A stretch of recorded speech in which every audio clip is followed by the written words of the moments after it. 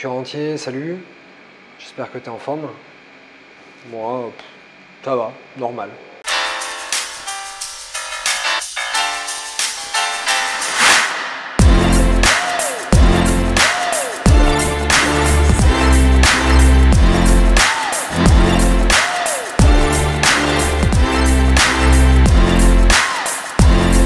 Je pense que tu as dû voir une toute petite différence par rapport à d'habitude. Futur entier, salut à toi, un vrai salut à toi.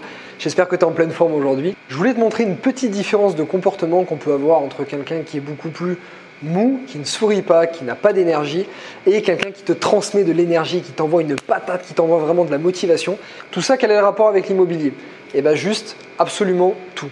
Parce que quand tu vas voir un agent immobilier, quand tu vas voir un vendeur, quand tu as un acheteur en face de toi, quand tu vois un expert comptable, quand tu vois un notaire, quand tu fais affaire à ce type de profession, si ton comportement ne donne pas envie de travailler avec toi, si tu ne dégages pas suffisamment d'énergie, si tu n'es pas souriant, si tu n'as pas du peps, bref, tout simplement, tu ne vas pas donner envie à ces gens-là de travailler avec toi, main dans la main, pendant une longue période.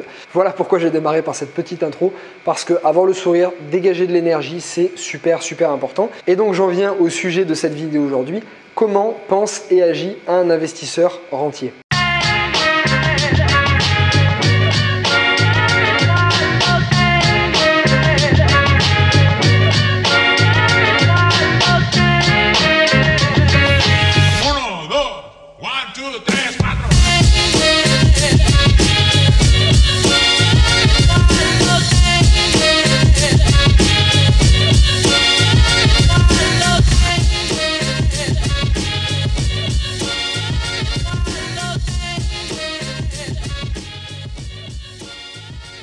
Parce que c'est bien beau de te parler de fiscal, de crédit, de juridique et de tout ce que je te parle habituellement dans mes vidéos, mais si tu ne connais pas ces points-là qu'on va voir ensemble, il te sera absolument impossible d'acheter de l'immobilier, absolument impossible de t'enrichir de la bonne manière, tout simplement parce que tu n'auras pas le bon état d'esprit, tu n'auras pas le bon comportement vis-à-vis des autres.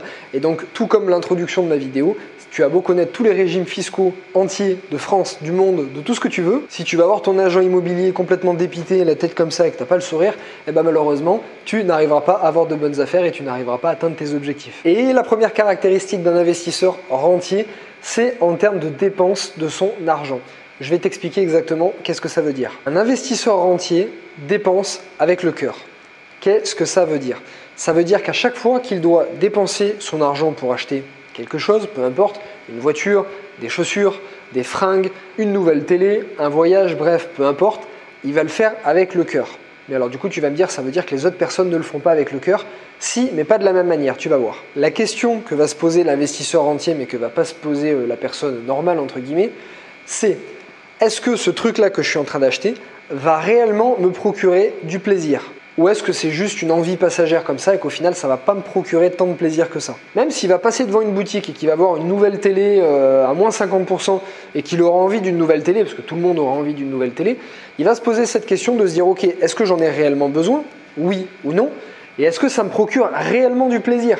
Oui ou non? Si ça ne me procure pas réellement du plaisir, l'investisseur rentier ne va pas l'acheter.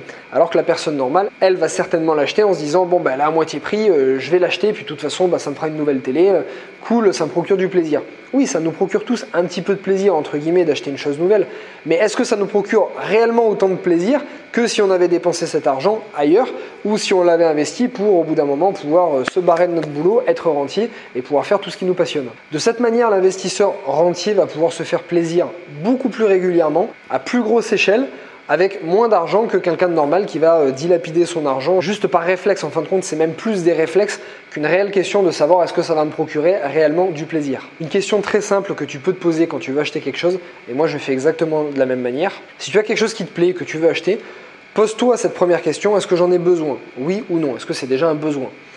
Deuxième point, est-ce que ça me procure réellement du plaisir? Je vais te donner un exemple. Moi, je préfère passer mon argent dans une belle voiture ou dans des voyages. D'ailleurs, tu le vois, je suis très régulièrement en voyage puisque je fais un tour du monde. Donc voilà mes priorités de dépenses.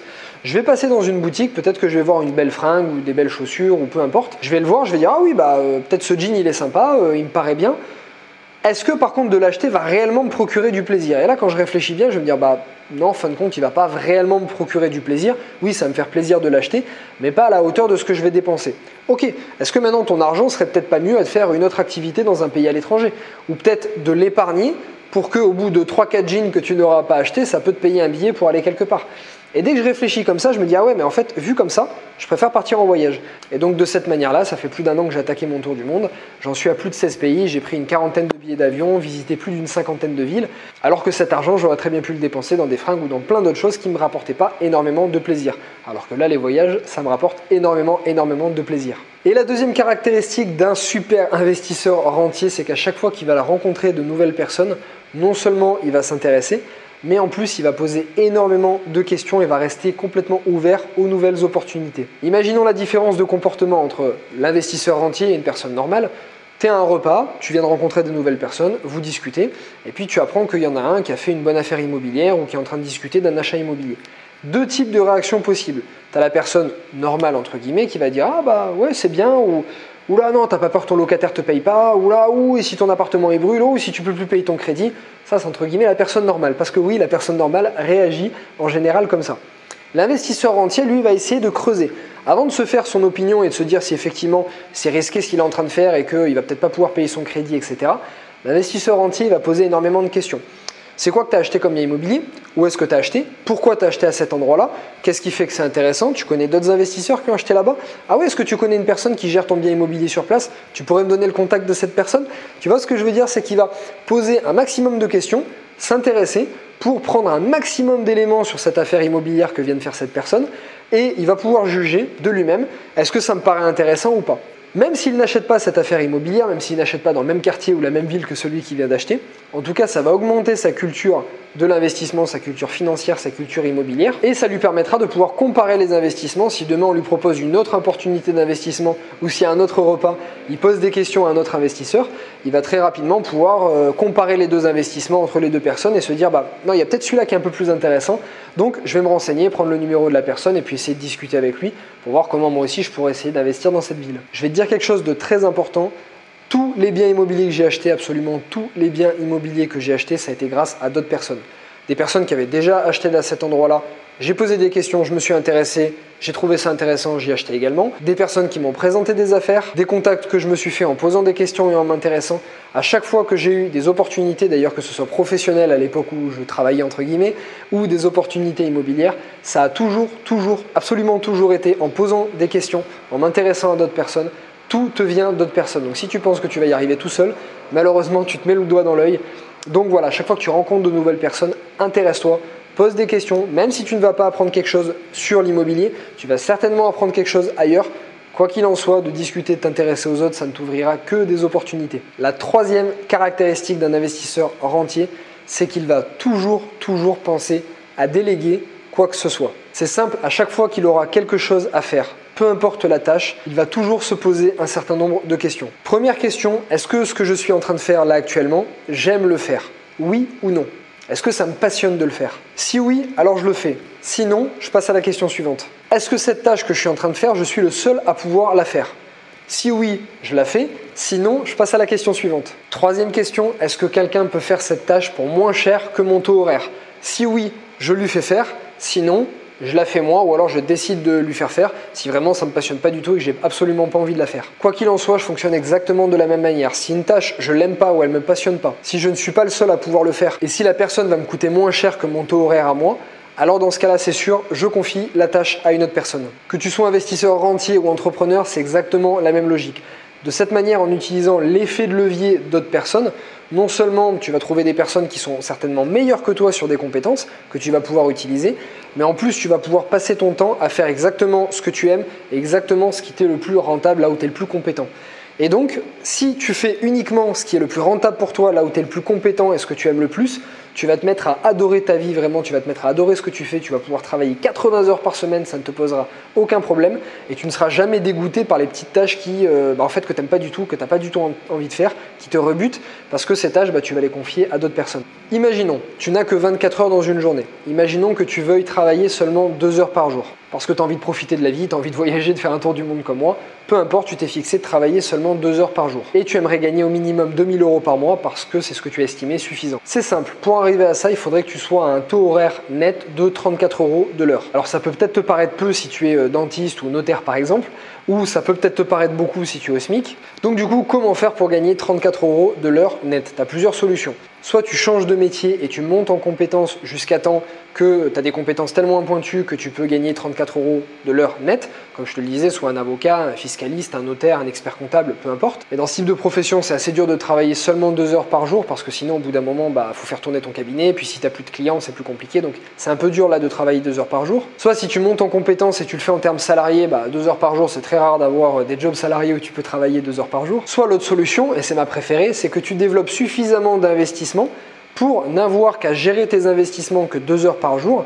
et que tes investissements puissent te dégager 2 000 € par mois. Et crois-moi, sauf si tu as déjà beaucoup de compétences pointues dans un domaine, la meilleure solution, ça reste la dernière, celle de l'investissement. Voilà, futur rentier, il y a énormément d'autres choses qui caractérisent un investisseur rentier. Il y a plein d'autres choses, évidemment, il y a toutes les connaissances, le savoir, il y a le fait de se former régulièrement, il y a le fait de lire très régulièrement, il y a le fait d'être très positif, il y a le fait d'aller vers les autres, il y a énormément de choses. Mais voilà, j'ai voulu te donner 3 points qui sont un petit peu différents et surtout te mettre l'accent sur le fait de déléguer parce que c'est très important de déléguer. Moi, j'avais pas ce réflexe-là quand j'ai commencé à acheter dans l'immobilier. J'avais tendance à tout vouloir faire moi-même, comme beaucoup, et je sais que j'ai perdu beaucoup de temps et beaucoup d'argent là-dessus, alors qu'aujourd'hui, la moindre chose, si je pouvais trouver quelqu'un qui me faisait mes lacets, je te jure, je le paierais.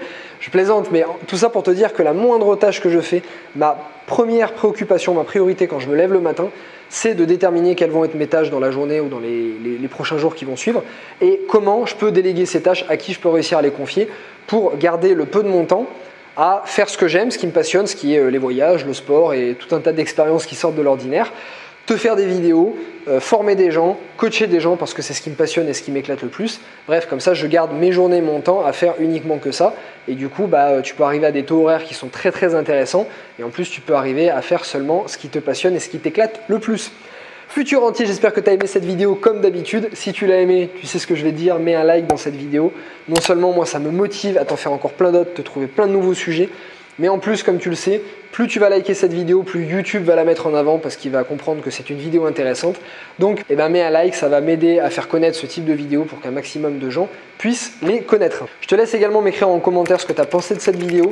Dans quelle case tu te situes? Est-ce que tu étais dans la case normale, mais tu as envie de passer dans la case investisseur rentier parce que tu as compris quelques éléments de comportement ou d'état d'esprit qu'il faudrait que tu changes? Ou est-ce que tu agissais déjà comme ça? Voilà, dis-moi en commentaire, ça m'intéresse. Et n'oublie pas de cliquer dans la description sur le lien qui va t'envoyer pas mal de vidéos de contenu très intéressantes, notamment des extraits de mes séminaires où je te parle de crédit, je te parle de fiscalité, je te parle d'anticiper tes investissements. Je te donne également dans ces vidéos absolument tout mon parcours, comment j'en suis venu être rentier immobilier et à partir faire ce tour du monde. Beaucoup d'images de tour du monde d'ailleurs dans ces vidéos. Et notamment, je te détaille toutes mes opérations, absolument tous les chiffres, toutes les erreurs que j'ai faites et surtout comment est-ce que toi tu peux les éviter. Et ça te sera à mon avis très intéressant. Donc voilà, n'oublie pas de cliquer sur le lien dans la description, tu télécharges, hop, directement envoyé par mail gratuitement et tu pourras regarder tout ça. Donc futur rentier, tu sais ce que je vais te dire, comme d'habitude, je te souhaite une super journée, un très bon mois, une très bonne semaine, une très bonne année, bref, tout ce que tu veux, mais en tout cas que de très bonnes choses. Je te souhaite une très grosse patate, une grosse motivation et on se retrouve mardi prochain pour une nouvelle vidéo. Salut à toi.